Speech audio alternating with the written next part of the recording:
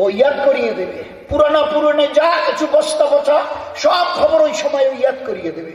আল্লাহর প্যারা নবী বলতেন, ও শয়তান লায়েগা তু লেনা মাত।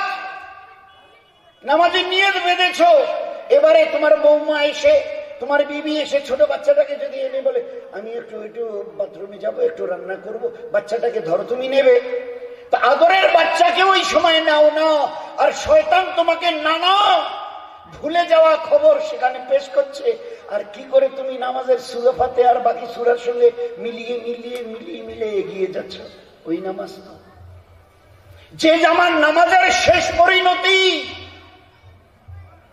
এই নামাজের শেষ কথা আল্লাহর নবী শুনিয়েছেন। দুনিয়াতে রেজেক বলতে ইংরেজিতে একটা শব্দ ব্যবহার করা হয়েছে, মিল, ফুট, এরকম নয়।